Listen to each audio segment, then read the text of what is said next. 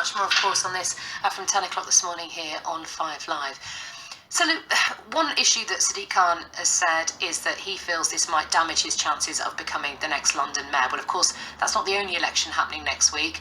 There are elections, of course, across the whole country. And how damaging is this to Labour's chances? Kyalo Burt Fulcher is a Labour activist who spent yesterday campaigning in Jeremy Corbyn's ward of Islington in London.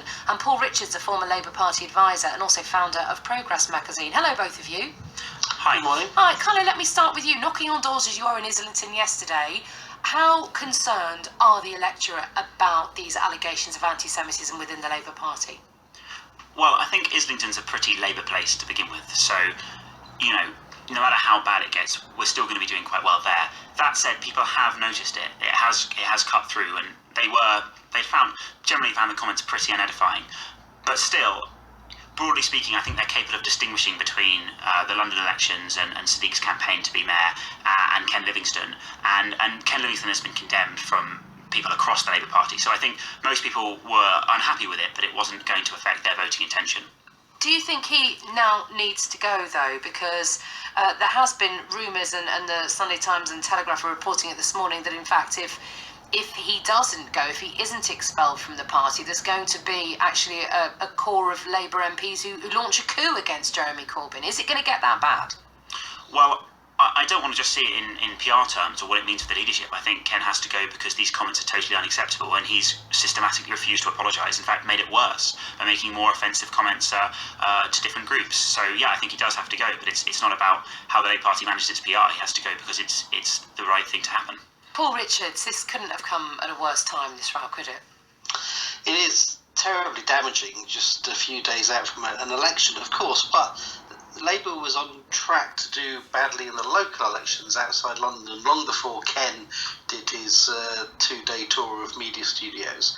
And that raises questions about the broader strategy and the broader appeal to swing voters outside of London. I mean, I agree, we're doing terribly well in London, and Sadiq is a fabulous candidate on track to become London's first Muslim mayor. And he's done that, by the way, by reaching out to all kinds of groups, including London's Jewish community.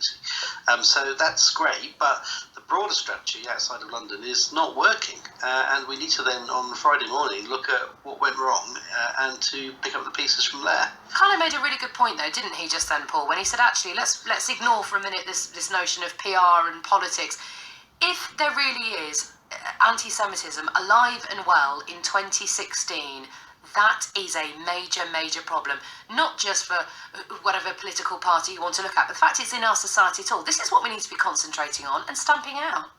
Well, of course, it's a terrible thing, and it is endemic, and it is inside the Labour Party right now, and that's why people like John Mann have been making statements for many, many years, not just since last week, about stamping out anti-Semitism. Well, do you think sorry to interrupt, I just want to ask, do you think it's particularly a Labour problem? I think it is, because I think a lot of people have come into the Labour Party, hundreds of thousands in the last year, from the fringes of politics, where some of these views might have been more acceptable in a kind of echo chamber, where people voice support for Hamas, let's say, and nobody challenges that. Everyone thinks that's quite normal.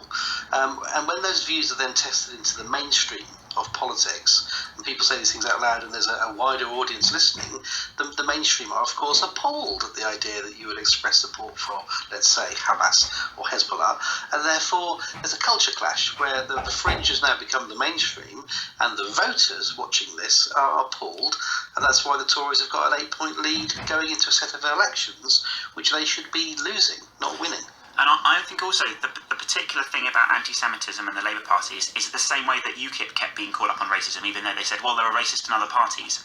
The thing is, the ideology that the Labour Party believes in particular at the moment with Jeremy Corbyn's leadership is much more tough on Israel, much more pro-Palestinian.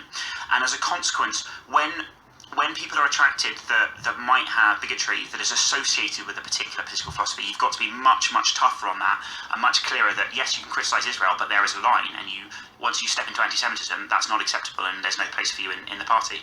Agreed.